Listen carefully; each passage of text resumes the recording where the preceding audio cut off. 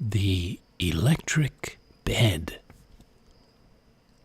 You turn it on by unplugging yourself, by going dark into sleep, by connecting to the grid of your dreaming world where everything is electric, is wildly charged, flows with fast and slow current, with high and low voltage, positives and negatives, generates heat and light of curious and compelling kinds, conducts your subconscious through flashing scenes, encounters, mysteries, marvels, activates deep and secret circuits of intuition, precognition, sends signals, powerful signals through the wires to your waking life.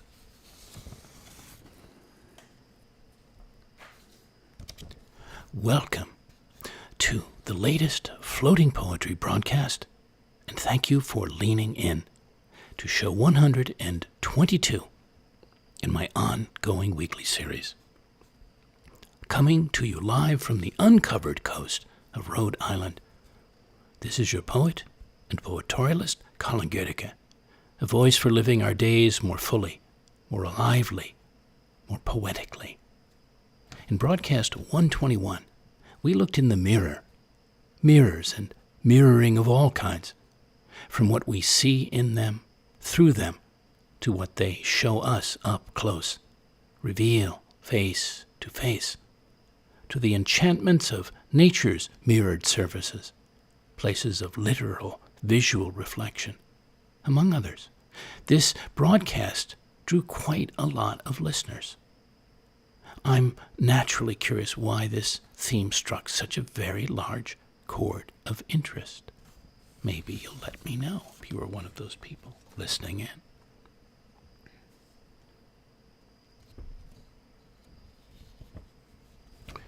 All right. This week on The Secret. From the secrets we're told, or keep, or reveal, to secret places we know or discover or hear about in our own lives and days, or in the larger social and natural world, or secret thrills or wishes we have or get, and exploring the nature of secrecy itself, secrecy and mystery of different kinds, from life, literature, film, culture, the concealed to the enigmatic, even to the cloak-and-dagger. So let's slip behind some veils of secrecy together through the cultural commentary, poetry, inquiry I've choreographed for us, and see what we discover, what thoughts and feelings arise. I'd love to start with a poem by Joseph Stroud. I've read some of his work for other shows, but this one seems so wonderful to begin with, and for this program. Ode to the Smell of Firewood. Late, when the stars open in the cold, I opened the door. The sea was galloping in the night. Like a hand from the dark house arose the intense perfume of firewood, a visible scent as if the tree were alive, as if it still pulsed, visible like a robe, visible like a broken branch. Overwhelmed by balsamic darkness, I went inside the house. Outside, the points of heaven were glimmering like magnetic stones, and the smell of firewood touched my heart like fingers, like jasmine, like memories. It was not the sharp smell of pines. It was not the cracked skin of eucalyptus, nor was it the green perfume of vineyards, but something more secret. Because that fragrance exists once only, And there, of all that lived in the world, in my own house, by night, near the winter sea, there it was waiting for me. The smell of the deepest rose, the heart cut from the earth, and something entered me like a wave unloosed from time, and I was lost in myself when I opened the door to the night. Thank you, Joseph Stroud, for that. Catherine Bowman, Bowman, Story of a Tree. I loved this tree. South of San Antonio, west of the heart, growing in the ravines of the Pecos River, inside me, down across the Rio Grande and up into the Llanos staked plains. Tree of memory, tree of ghosts, tree of rain. Under birdsong whispers you cradled me in your canopy. When I was a baby I stroked the soft hair on your leaves. You were my first true church, and when rains came our whole body shook and shimmered with God's words. You let me bury all my secrets in your dirt and sleep in your altar as we drifted through stars. Forgive me, tree, for humiliating you. I kicked at your bark, spit on you. Tree, I cut you and carved cruel words on you in reverse in my rough, crooked cursive. With a rusted green knife I stole from a bitch, scarring your sacred skin. I burned you with a lighter, shaped like a cowboy boot, left bird dogs tied to you for days on end, let drill sergeants in training from the nearby base lash out and practice on you. I let belly gods plug ugly bruisers, devouring cowboys and butchers stuff themselves into me, hog-tie me whole and slap me around as you watched. When I laughed and made animal sounds, I scared you. I chewed you out, made fun of you. I used toxins and poisons to make you immaculate. I wanted you perfect. I nailed a no trespassing sign and a big security light to your side. I sold pieces of you off. I abandoned you. I abandoned myself. All around us the underground world overflows with love. Season after season, you return, sap rising up from your roots, unfinished, always becoming. I defended against love for as long as I could, until I couldn't. You no longer have to hide yourself in your deepest self. You no longer need the ones you thought you most needed. I know I am not good at this, or anything really, but I'm trying. Roll on, roll on, roll on. Tonight I'm wearing a red dress under a man's honeyed mouths and tent. Your red flowers open and crown and cover us in a Sunday of pollens. And when I press my ear to your thickness, to your heart, I hear bells, bells, bells. Thank you, Catherine Bowman. Story of a Tree from Can I Finish Please? That's her collection. Under the Waterfalls, a poem from Woodstock, New York, April 1999. These secret green pools of water I often dream of swimming through, only found at the foot of waterfalls, hidden in the heart of warm jungles and cool forests. Mint green, myth green water, purified from far above, clear and quiet below the thundering and froth of fast-falling branches of rivers and lakes that pour away like so many bottomless pitchers into these deep stone bowls of lemongrass green water.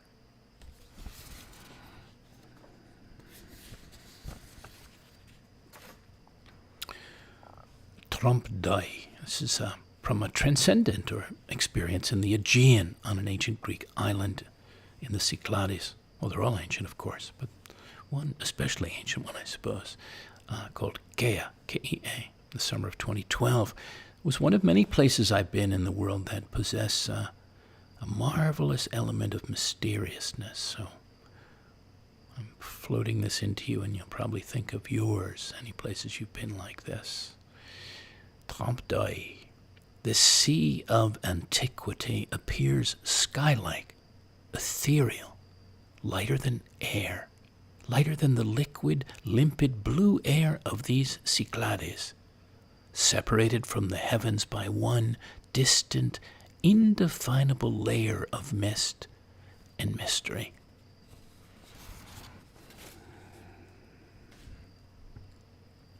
Cobble Hill, Brooklyn, 2017, about the deeper ways we can open ourselves and what can transpire as a result. Seeing into the mystery,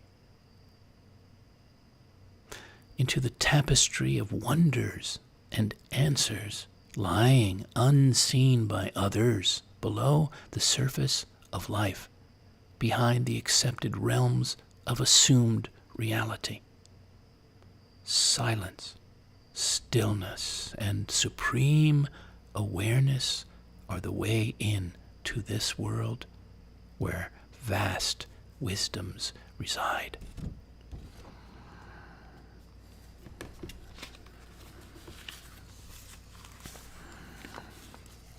A few quotes on secrets. Benjamin Franklin from the Poor Richard's Almanac. 3 may keep a secret if 2 of them are dead. Well, he had quite a lot of things to say, didn't he? A lot of aphorisms. André Malraux. Man is not what he thinks he is what he hides. There's one to chew on. Henry Wadsworth Longfellow.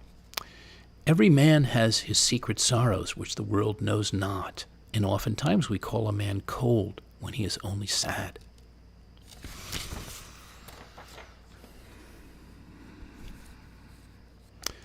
Motomaro Senge, secret. Going to bed, a child, full of pleasure at being naked, rushes about in the house like a bird that has hopped out of its cage, like a prince escaped from the magic box. Rushes about, pleased to feel the cold air on his skin, his head, hands, hip, bumping into the sliding doors, the wall, anything. His mother chases him, holding a small nightshirt. Stripped, the child is thin as an elf. Cornered, he presses against the wall as if he were dead. Really small, showing his back. His mother catches him and wraps him up quickly so as not to divulge the secret. Thank you, Motomaro Senge. Well, what of your own childhood secrets, secret moments, secret wonderings and imaginings? Robert Morgan, 1978, Secret Pleasures. The sourwood sprouts are long as fly rods in the field we turned out years ago. Its soil had worn so thin the weeds runted and rocks, boiled up by frost, began to cobble over bare spots and gather in the washes. Erosion left the ground in swells like graves of the family's labor. Our granaries now, the weathered humps of clay from which they took the syrup and left a fragrant dust. Let it scab and fur over on its own and offer no scrap of crop bigger than dew and the beadwork of berry picking. My secret pleasure? To come and watch the shoots work up their honey from bitter clay.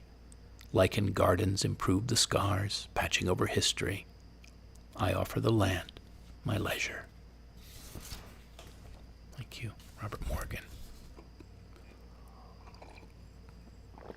From the Mayan coast of Mexico, a small, secreted away place that I went to year after year by the sea. No town nearby, just a little spot on the coast, on the ocean, in the winter, in the Yucatan. And there was this nightly ritual, which had an air, a sense about it of secretness every single time, at least for me. And I titled this El Hachero, the torchbearer. Just as dark blankets day, a phantom figure with a flame appears and begins to light the braziers lying low along the sandy paths of flickering palms leading through and from Kailum. Then just as phantomly disappears down the winding way with a smoking torch and still secret form. Well, I'm so often thinking, I suppose, as I do, sometimes cinematically, and then, of course, film associations and the old films, the old black and whites from maybe the swashbuckling times and Robin Hood and the sword fights and the flaming braziers and all of that sort of thing. So that spoke to me. I'd love to see that again, actually, that torchbearer be down there in the winter. Secrecy from the Free Dictionary.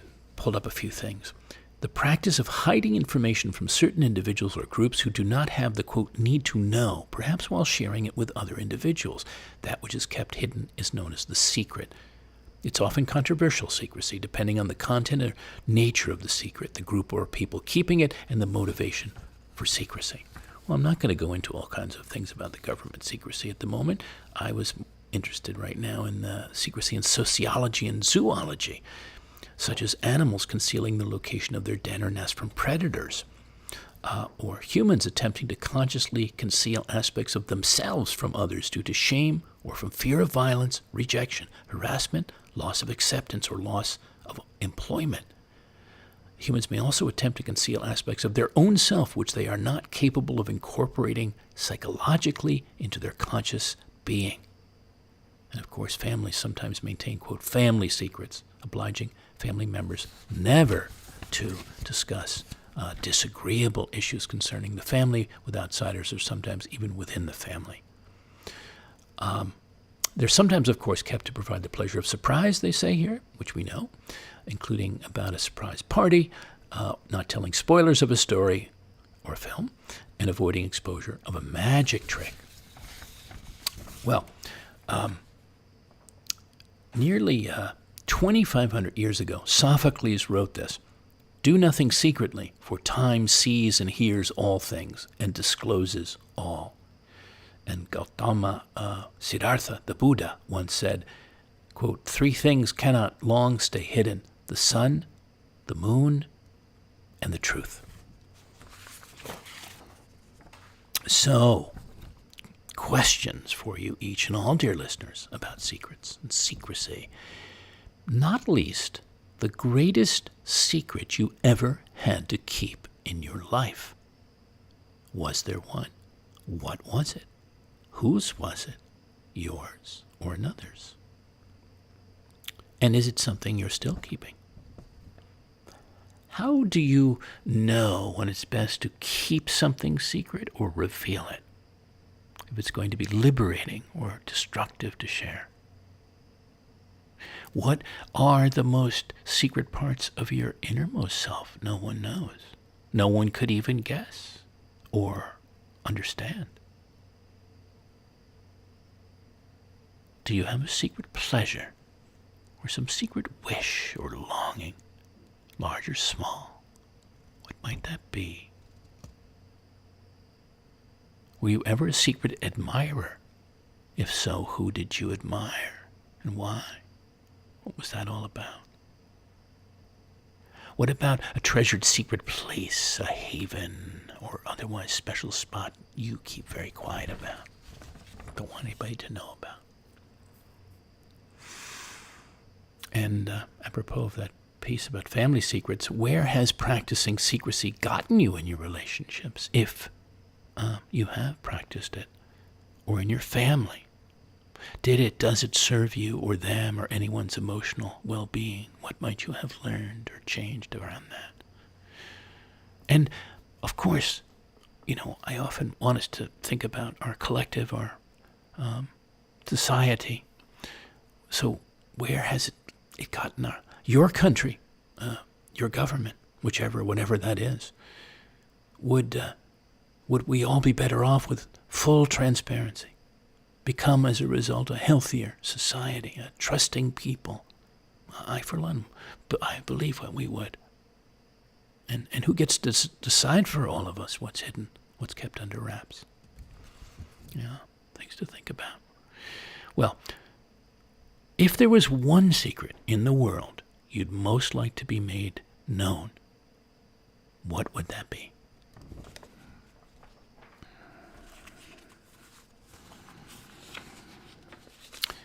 On that, little further on that note about secrets, Psychology Today had a piece from July 98, Shattered Vows.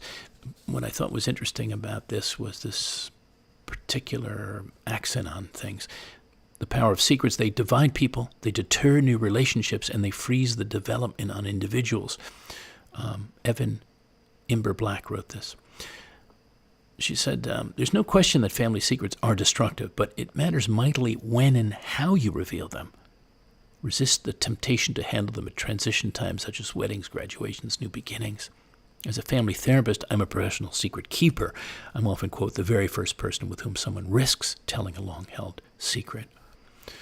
And she said, of course, they permeate every level of society, from government conspiracies to couples having affairs. But in her own experience, telling secrets in the wrong way at the wrong time or at the wrong time can be remarkably painful and destructive. So the questions she said we need to concern ourselves with are, when should I keep a secret? How do I tell a secret without hurting anyone? How do I know the time is right? She says, I've learned the answers as I've witnessed, sometimes with terror, more often with joy, and always with deep respect. Families making the courageous journey from secrecy to openness.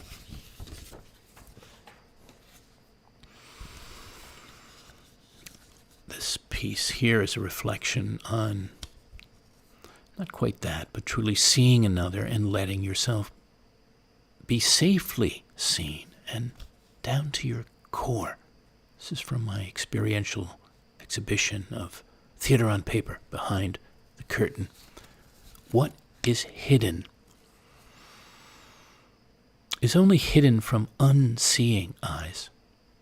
To the rest, it's all present, all presence. The tender heart, the shining soul of another, holding their deepest dreams and desires, doubts and fears, beauty and mystery out in the open.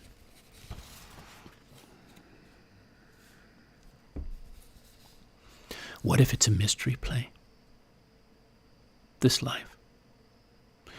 And we must, like Holmes and Hercule, carefully, cleverly follow its clues, however false at first, or faint, or far-fetched.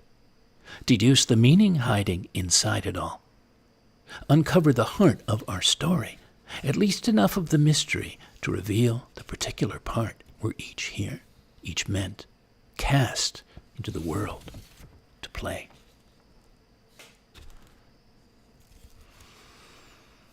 Well, as I gathered material for us to explore together, I thought of mystery writers.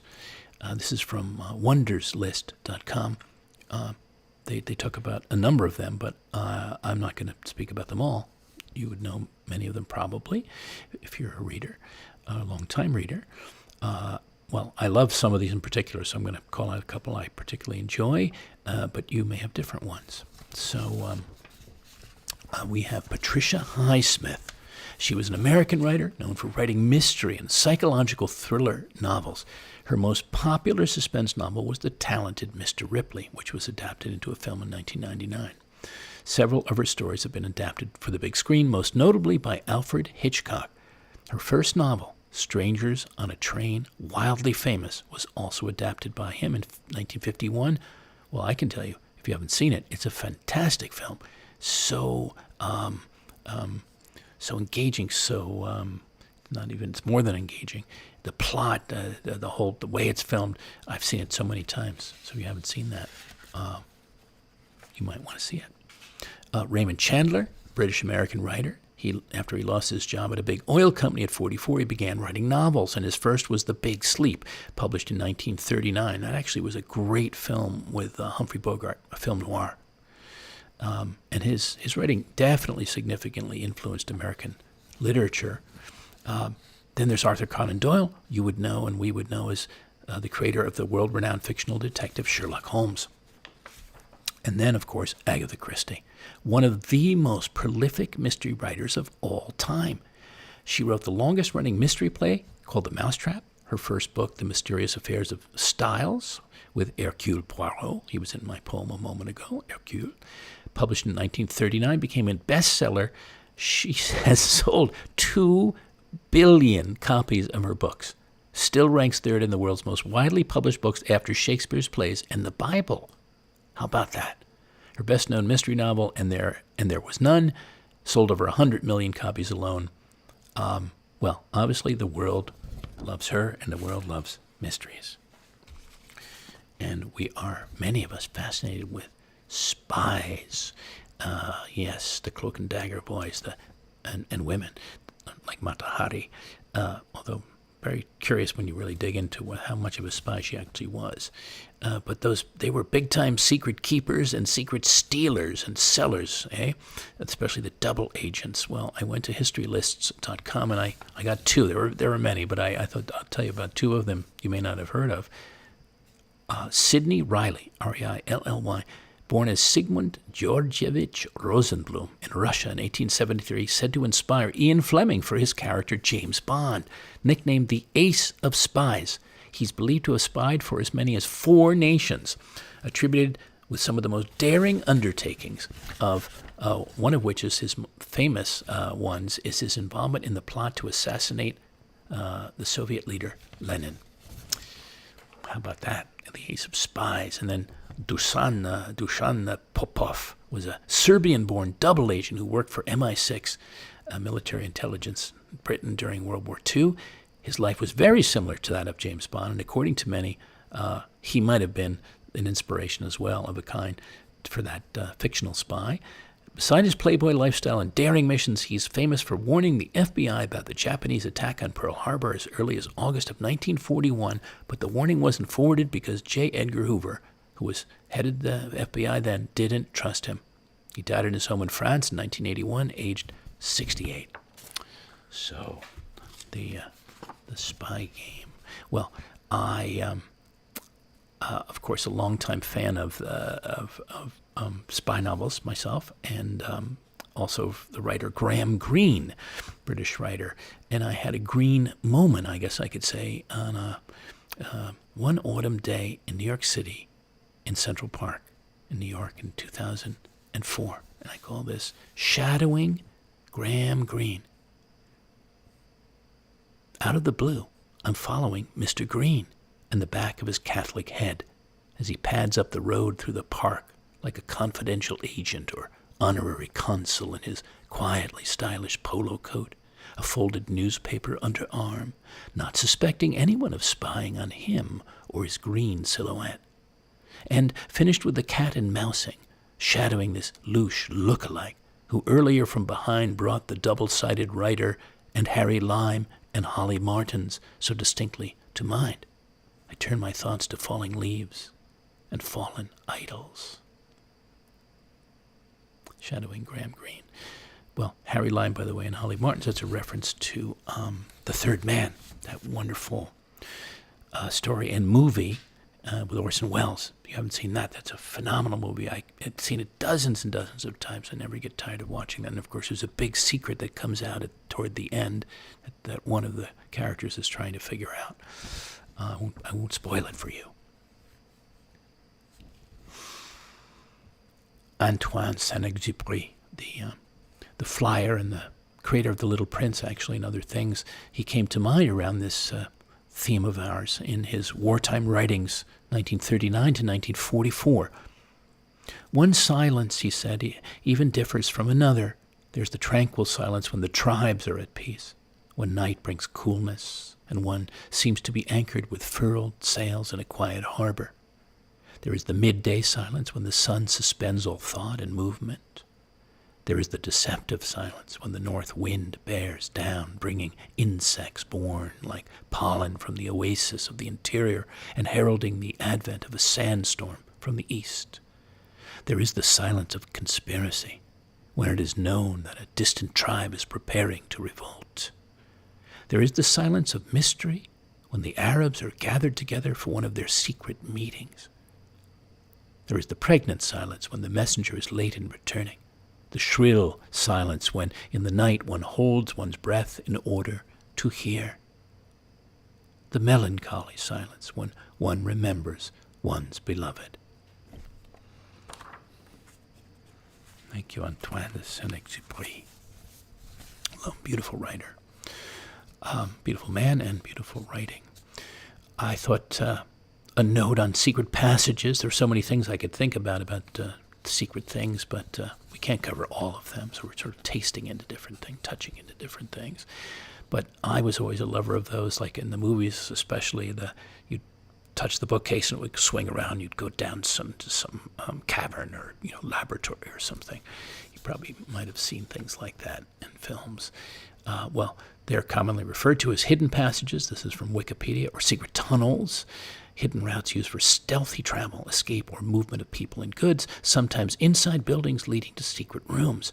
They've been built in castles and houses owned by heads of state, the wealthy, criminals, and abolitionists associated with the American Underground Railroad.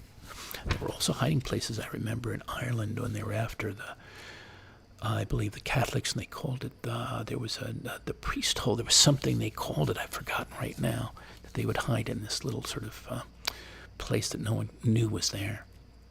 Well, of course, this started all the way in ancient history, that where even the builders of the ancient Egyptian pyramids used secret passages and booby traps to protect the burial chambers from tomb robbers. In some cases, a secret door to a burial chamber was hidden behind a statue. Early Christians who were persecuted by Roman authorities in the 2nd century CE used hidden rooms to conceal their gatherings for worship. Then, what about secret handshakes? So here's the Masonic handshake. It dates back several centuries when operative Masons were building the great churches, cathedrals, castles, and other buildings of the time. Working as a group, the Masons of that time would mentor and teach their skills and building techniques to younger members of their group to improve their craftsmanship and bond as a set of trustworthy brothers. So over the years, they evolved to allow others to join the fraternity to build better men. The fraternity spread around the world, and certain words and handshakes were invented to identify brother Masons. It helped establish relationships between them, such as between Franklin Roosevelt and Winston Churchill during World War II. Didn't know about that. It also opened doors to visiting brothers and welcomed them to communities and used to request assistance in times of peril. The grip between them is an important symbolic gesture of trust, much more important than how it's actually done, which they don't actually say, or I don't see it here. But I'd probably have to demonstrate it if I could. I have to practice that. There was a note in wonderslist.com about the world's biggest secrets of all time, but the one that I liked was the Habsburg napkin fold. Would you believe that folding the Habsburg napkin is a top government secret in Austria? It's true. Folding it is a royal act that entails secret guidelines on how to fold the napkin. Now, it's true, but it's silly. But it's true, but it's funny. It was used at the royal tables in the Austro-Hungarian Empire, and others tried to fold it but failed. There's no guidelines anywhere about it. Can't find anything about it, but there you have it. The process of folding it encompasses procedures only known by close and trusted state officials. They have to take an oath that they will not ever reveal the secret of the napkin folding. Okay. All right.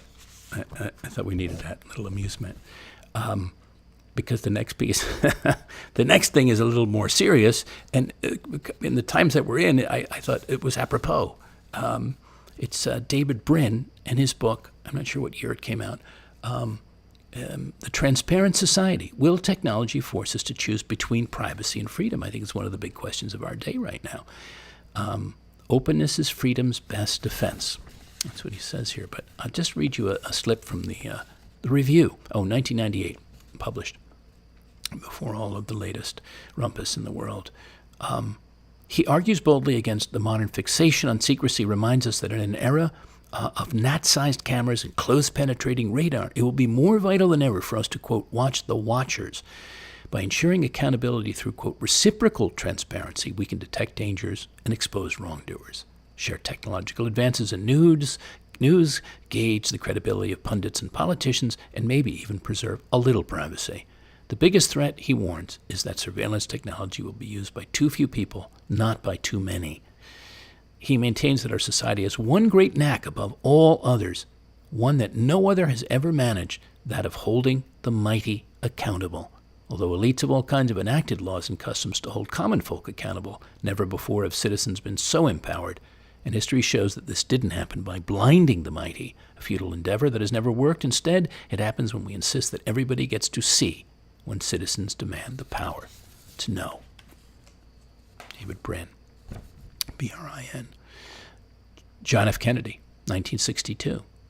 He said, "We are not afraid to entrust the American people with unpleasant facts, foreign ideas, alien philosophies, and competitive values. For a nation that is afraid to let its people judge the truth and falsehood in an open market is a nation that is afraid of its people. Thank you, JFK, for that. It's a very important thought, I felt to tell you. Well, let's move to some inner versus outer places, some personal versus social ones, intimate and intriguing ones now. Again, from this exhibition of mine that was paired with a figure of one of the featured story characters that was brought to life in that show. The unveiling, a single body, a silent ceremony, the parting of remaining veils, the revealing of a living sculpture far from bronze, wood, or plaster, a slow-breathing, limb-stirring figure coming into view, coming forth in wonder.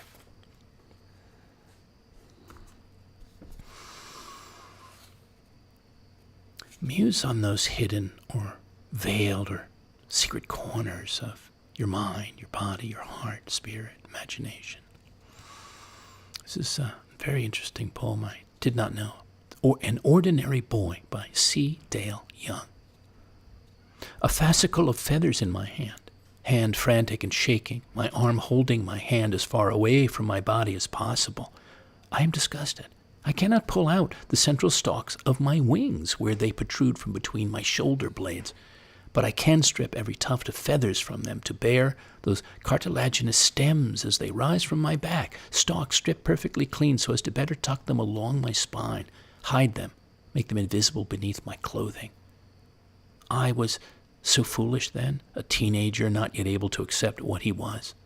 When my wings blackened, withered, and fell off, I was beyond happy. They would stay dormant sometimes as long as 3 months. Sadly, they always came back. In the bathroom mirror, I can see myself offering a cluster of feathers to myself as if to say, take this from me and I will be forever grateful. But the me that is a trick of light on glasses uncaring offers them back immediately. If I concentrate, if I think hard on it, I can move my wings, and I practice in the bathroom mirror. But these wings cannot support my weight, cannot buoy me on even a strong gust of wind. What good are wings if you cannot fly? What good is this ridiculous secret I'm asked to keep? With the feathers ripped cleanly away, I tucked the stems along my spine, I bandaged them down, cloth wound under my armpits, tightly wound around my chest. I fashioned myself into an ordinary boy. Thank you, C. Dale Young, from his collection, The Halo.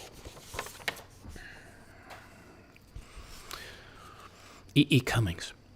If, touched by love's own secret, we, like homing through welcoming sweet miracles of air, and joyfully all truths of wing resuming, selves into infinite tomorrow steer, souls under whom flow mountain, valley, forest, a million wares which never may become one, wholly strange, familiar holy, dearest more than reality of more than dream. How should contented fools of fact envision the mystery of freedom? Yet among their loud exactitudes of imprecision you'll silently alighting, and I'll sing, while at us very deftly a most stares colossal hoax of clocks and calendars. Thank you, E. Cummings. Here's a love poem from Amsterdam, 1998, Entering Your Garden. Red roses bloom from your breasts, black curls cascade from your crown, smiles butterfly from your lips, life fountains between your hips, where I pass through an arbor of silk-soft petals into your secret garden.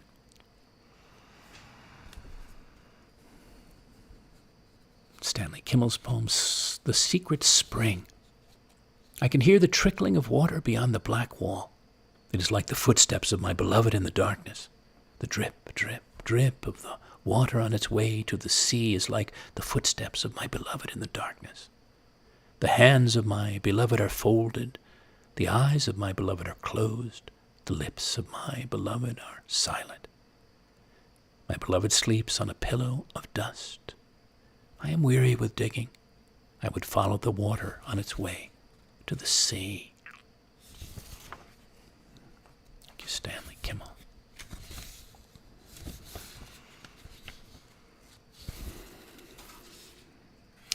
the ecologist and philosopher David Abram, A-B-R-A-M, on the language of nature and the secret wisdom of the more-than-human world. This is his book, The Spell of the Sensuous, Perception and Language in a More-Than-Human World, where he says magic, in its perhaps most primordial sense, is the experience of existing in a world made up of multiple intelligences, the intuition that every form one perceives, from the swallow swooping overhead to the fly on a blade of grass, and indeed the blade of grass itself, is an experiencing form, an entity with its own predilections and sensations, albeit sensations that are very different from our own.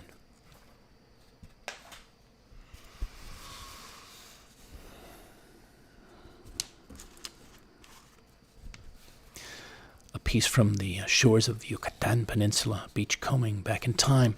It's called Opening the Inside. I soothe 2 fingers into your shell, scented with sea, touching inside that secret smooth place like warm, worn marble.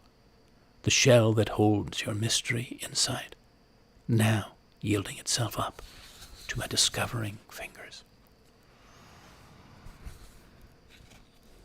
Former U.S. Poet Laureate Joy Harjo, H-A-R-J-O, reflecting on science and meaning in response to an astronomer's otherworldly photographs of Earth. She said, I can hear the sizzle of newborn stars and know anything of meaning, of the fierce magic emerging here. I am witness to flexible eternity, the evolving past, and I know we will live forever as dust or breath in the face of stars, in the shifting pattern of winds. Beautiful. Thank you, Joy Harjo.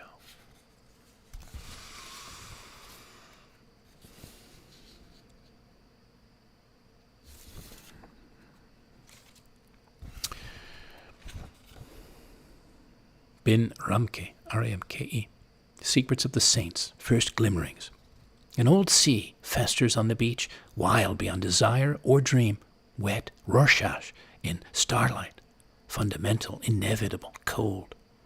Someone travels to the stars as to the movies to see what's playing. I find it difficult to stand on this single earth. A hurricane could clean its face, spew its salty punctuation along the lines of beach. Women are probably no better than men. My sisters, too, look long out the window, stare at the filling flesh of beach, feel a new tide, a tremor of night.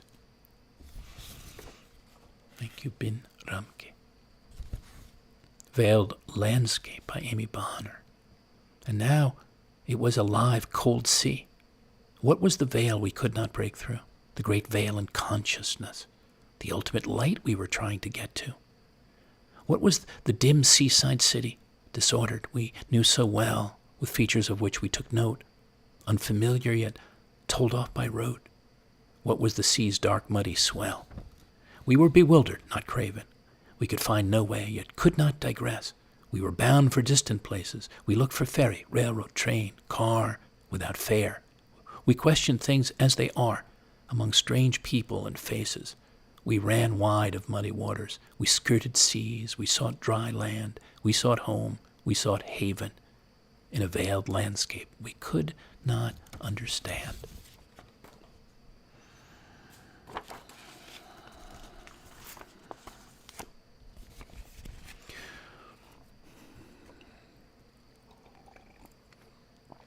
David White has this poem I felt so apropos for us to hear and maybe open more our own inner gardens.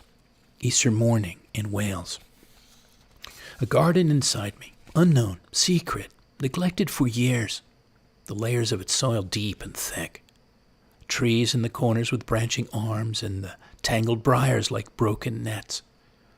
Sunrise through the misted orchard, morning sun turned silver on the pointed twig.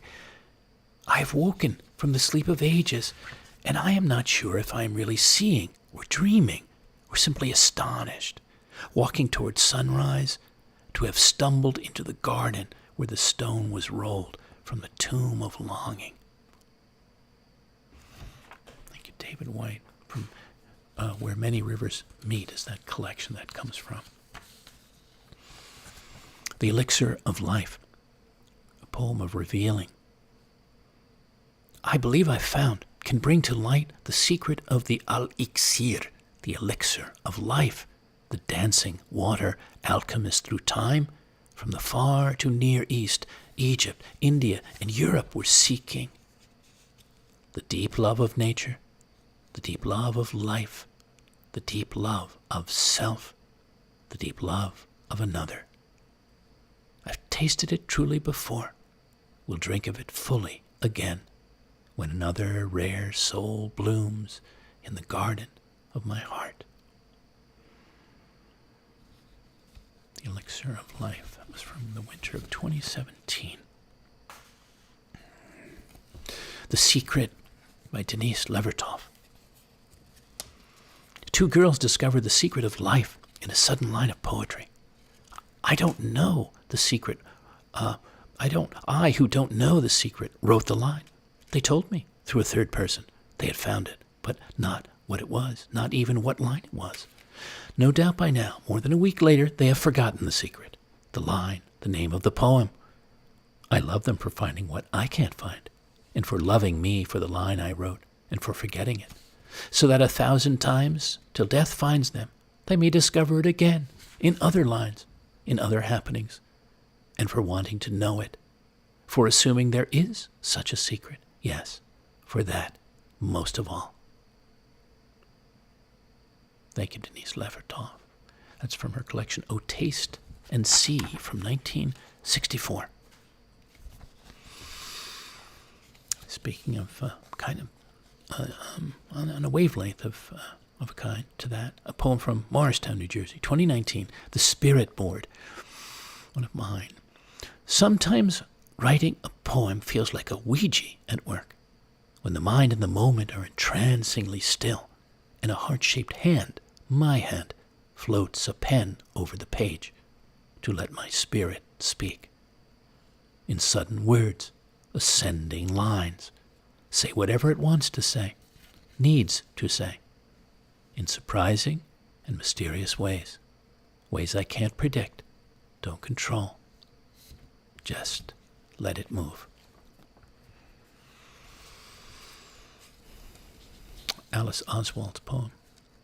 Various portents, various stars, various kings, various sunset signs, cursory insights, many minute attentions, many knowledgeable watchers, much cold, much overbearing darkness, various long midwinter glooms, various solitary and terrible stars, many frosty nights, many previously unseen sky flowers, many people setting out, some of them kings, all clutching at stars, more than one North Star, more than one South Star, several billion elliptical galaxies, bubble nebulae, binary systems, various dust lanes, various routes through varying thicknesses of dark, many tunnels into deep space, minds going back and forth, many visions, many digitally enhanced heavens, all kinds of glistenings being gathered into telescopes, fireworks, gasworks, white-streaked works of dusk, works of wonder and or water, snowflakes, stars of frost,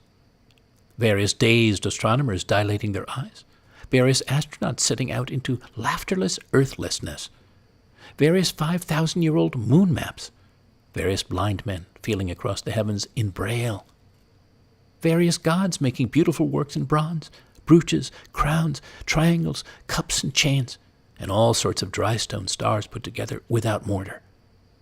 Many wise men remarking the irregular weather, many exiled energies, many low-voiced followers, watches of wisp of varying glowing spindles, soothsayers, hunters in the high country of the zodiac, seafarers tossing tide to a star, various people coming home, some of them kings, various headlights, 2 or 3 children standing or sitting on the low wall, various winds, the sea wind, the sound-laden winds of evening, blowing the stars toward them, bringing snow. Thank you, Alice Oswald. Various portents. That's from her collection, Spacecraft Voyager 1. Well, what journey of mystery are you on right now, dear listeners? Our Odysseys. No fingerprints of any 2 Odysseus's alike. each of us with our own epic to live and tell, our own Ithacas to seek, to journey to, our own wanderings and concealments, friendships and testings, omens, demons, passions, questions to contend with, along the wild, unknown way, touched at times by the graces, sometimes caprices, of greater and lesser gods of the singular lands and seas, we wind up traveling, traversing all the joyful and painful passages, encounters, vantages, offering each of us, one of a kind, chances and choices, egoic to heroic, to see, to take, to make, at every turn. So, as we come to a very last handful of sharings for now, what if we simply embrace the beautiful mysteries around us? This is another poem from Yucatan, Baptism by the Sea. A simple, sudden baptism from the heavens, or an anointing of rain sponged up from the sea and squeezed out from the clouds, onto our heads, faces, and forms, sprinkled with grace, received with gratefulness, the sky dark with mystery, the ocean sacred in its aqueous inner glow from depths we cannot fathom. Baptism by the Sea. That sparked me to choose that image of mine, that visual poem for this show this week.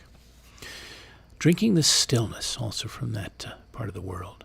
Beber del silencio. You drink the stillness like a glass of nirvana poured from some deep and secret cellar of the universe, saved for rare occasions such as this. Your eyes closed to savor the silent bliss it sends through your soul and skin.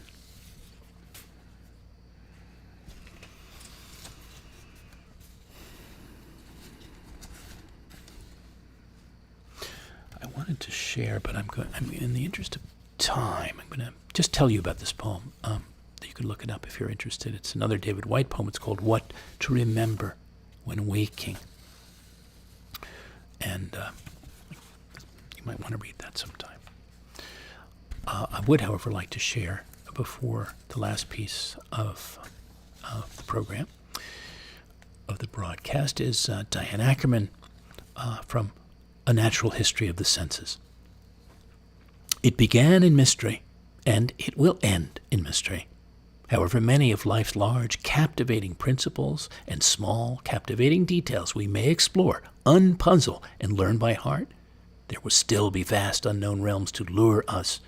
If uncertainty is the essence of romance, there will always be enough uncertainty to make life sizzle and renew our sense of wonder. It bothers some people that no matter how passionately they may delve, the universe remains inscrutable. Robert Louis Stevenson once wrote, "For my part, I travel not to go anywhere, but to go. I travel for travel's sake. The great affair is to move." So Ackerman continues, the great affair, the love affair with life, is to live as variously as possible, to groom one's curiosity like a high-spirited thoroughbred, climb aboard and gallop over the thick, sun-struck hills every day. Where there is no risk, the emotional terrain is flat and unyielding, and despite all its dimensions, valleys, pinnacles, and detours, life will seem to have none of its magnificent geography, only a length. It began in mystery, and it will end in mystery. But what a savage and beautiful country lies in between. Thank you for that, Diane Ackerman, so much. Okay, last, for now, this is a poem I composed for a dear English friend, Angus Bruce, over in Sag Harbor on his 75th birthday, but one that might relate to us all, or some of us certainly, individually and relationally, in the chambered nautilus of the heart, of your heart, moving of its own accord through so many fathoms of life, of living, diving and ascending, through joys and hopes, dreams, sorrows, and discords, sometimes entering great depths, deeply secret and silent, often rising straight to the surface, becoming visible, beautifully palpable, for others to see, feel, touch, be touched by, growing ever larger, ever fuller, even as we speak, inside your teeming sea of being. Thank you again for leaning in, listening, and sussing in, and for taking time to come to these broadcasts as you do, and other ones, to share them with your circles, and to send responses back, and sometimes welcome contributions. Well, they're always welcome, but when I get them. If you have a suggestion, a compliment, or a question, send me a note. My email is colin@thepoetorialist.com. You can contribute any amount by Venmo anytime to Fivefold, Fivefold, at pipeline.com, or by PayPal, or directly through my site, thepoetorialist.com, in the Donate tab, or just by mail to me at P.O. Box 1032, Westerly, Rhode Island, 02891. Once in a while, patrons can also host me as a working poet in residence on a given property for a given time in a given season, create a new flight of poetic art and dedicate it to them. Email me. If you're interested, we can explore the possibility. Meanwhile, you can hear all the broadcasts online on YouTube on the Floating Poetry playlist. I do hope you'll lean in soon again. Until then, dear listeners, appreciate all the best of your secrets, the innocent ones, I would say, certainly, and the wisdom and worthiness of openness, the beautiful mysteries of life, of yourself, of nature, and the revelations of vital kinds that come along the way, that engage and enlighten and empower you individually and us as people of the world, as a society, as a humanity. Goodbye for now, and good spirits.